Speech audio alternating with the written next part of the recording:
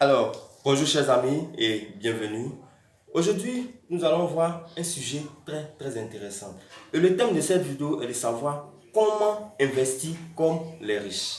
Alors, vous vous posez la question de savoir, mais comment est-ce que les riches font pour s'enrichir? Quels sont les trucs et astuces que ceux-ci utilisent pour pouvoir s'enrichir? Alors, voilà une question que j'aimerais qu'on se pose avant d'entrer dans le vif du sujet. Pourquoi les riches s'enrichissent toujours? Dites-moi, est-ce que vous savez pourquoi?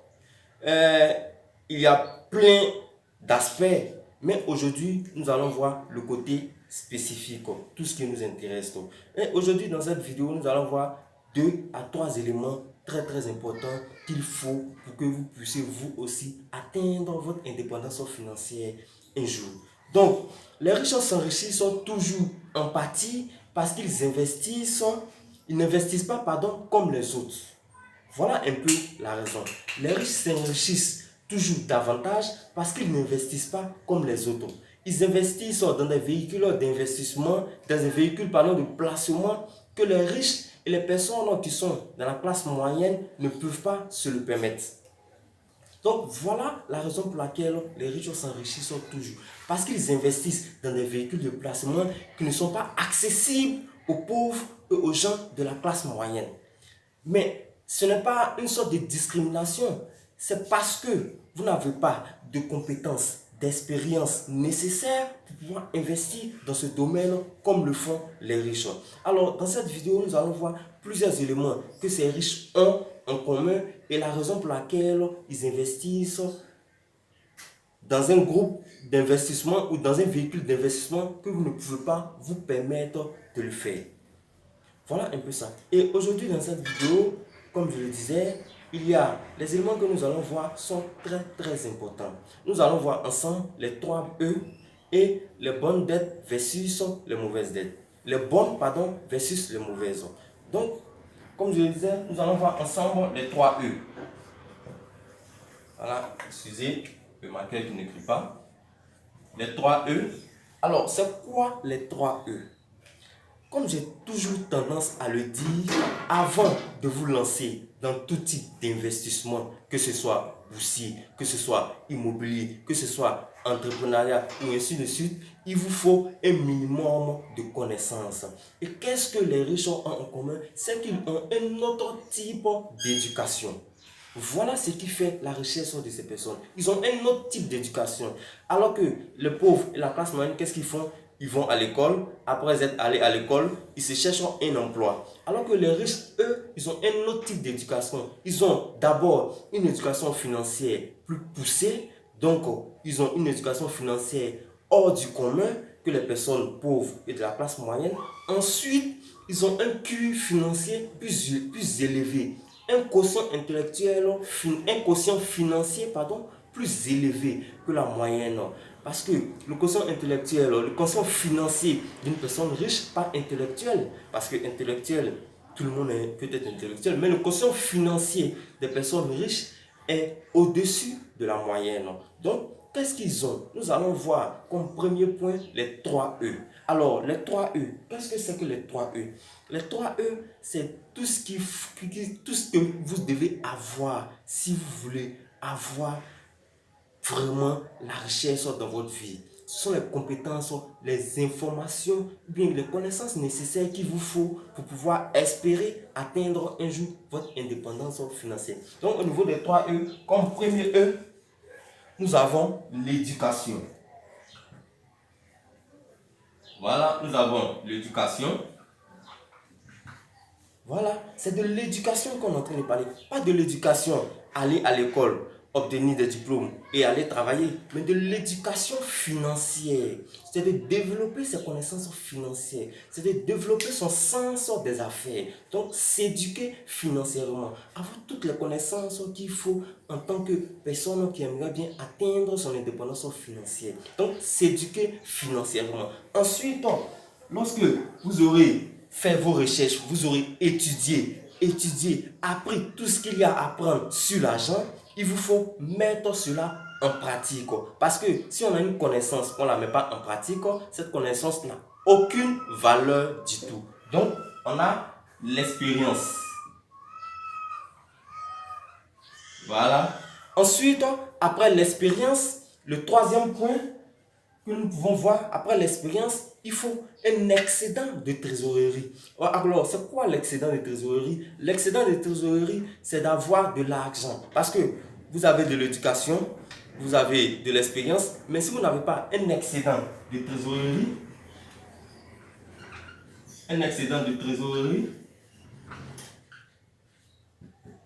vous ne pouvez pas atteindre votre objectif d'indépendance financière parce qu'il n'y a pas d'argent pour investir. Donc, voilà les 3 E qu'il vous faut et qu'ont les personnes riches qui font d'eux des personnes vraiment riches. Parce que ces personnes ont de l'éducation, pas de l'éducation, un autre type d'éducation, bien sûr, je ne parle pas d'éducation scolaire, mais je parle d'éducation de la rue, de l'éducation de la rue, c'est-à-dire de l'éducation financière.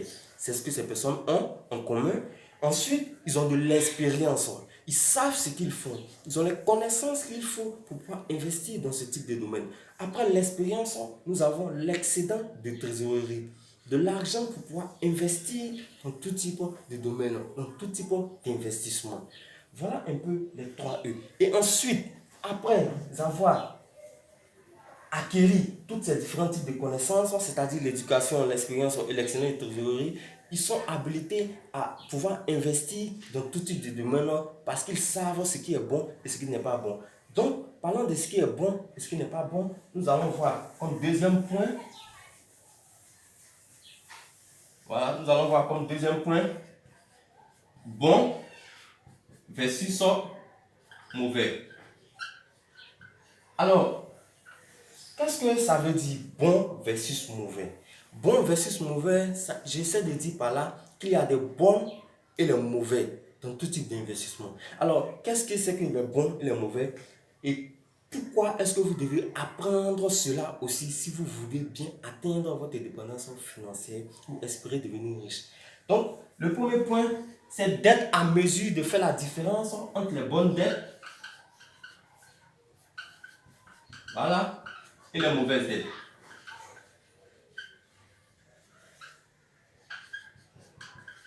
Voilà le premier point. C'est de pouvoir faire la différence entre les bonnes dettes et les mauvaises dettes. Prenons le cas de quelqu'un qui s'endette pour s'acheter une voiture et quelqu'un qui s'endette pour s'acheter une maison ou un immeuble locatif. Celui qui achète par exemple une voiture pour se faire plaisir utilise l'emprunt ou utilise l'endettement de façon mauvaise parce que c'est une mauvaise dette. La voiture en question ne lui rapportera pas de l'argent, donc c'est une mauvaise dette. Maintenant, prenons le cas de la personne qui utilise la dette pour acheter un immeuble locatif. Là, cette personne vient de faire une bonne dette parce qu'elle s'endette et à la fin de chaque mois, elle aura un cash flow positif. Alors que lui, celui qui s'endette pour acheter une voiture aura un cash flow négatif parce que l'argent sortira de sa poche, alors que l'autre, l'argent entrera dans sa poche. Donc, les bonnes dettes et les mauvaises dettes.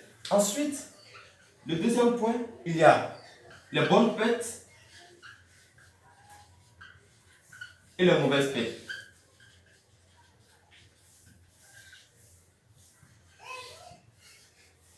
Et le troisième point, c'est de pouvoir faire la différence entre voilà, on a les bonnes dettes et les mauvaises dettes. Ensuite, les bonnes pertes et les mauvaises pertes. Ensuite, après les bonnes pertes et les mauvaises pertes, on va, comment dirais-je, faut voir maintenant les bonnes dépenses et les mauvaises dépenses. Donc, les bonnes dépenses et les mauvaises dépenses.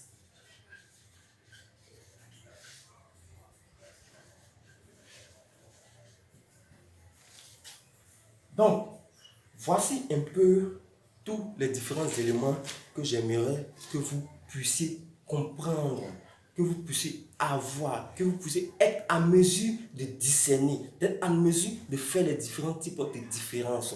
Donc, voici ce qui fait la différence entre les personnes riches et les personnes pauvres. Les personnes riches ont d'abord une éducation, une expérience et un excédent de trésorerie, donc de l'argent suffisant pour pouvoir investir dans tout type d'investissement.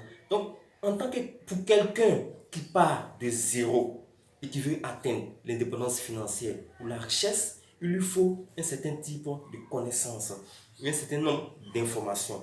Donc l'information que vous devez chercher, c'est d'abord de vous éduquer financièrement.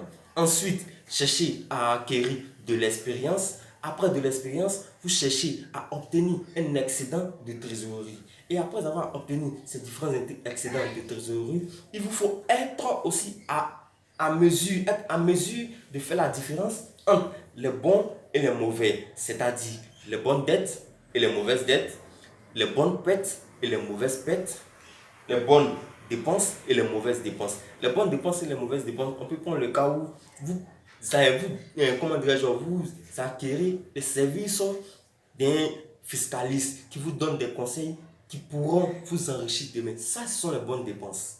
Là, vous dépensez pour les conseils de quelqu'un d'autre. Comment dirais-je, vous allez suivre un coût d'investissement. Là, c'est une bonne dépense parce que ce sont des connaissances que vous irez acquérir en retour pour pouvoir vous enrichir. Voilà les différents éléments que vous devez être à mesure de déterminer, les différents éléments que vous devez être à mesure de savoir lorsque vous devez atteindre votre indépendance financière. Parce que comme je le disais au début, les riches investissent dans des véhicules de placement que les pauvres et les gens de la classe moyenne ne sont pas prêts d'investir.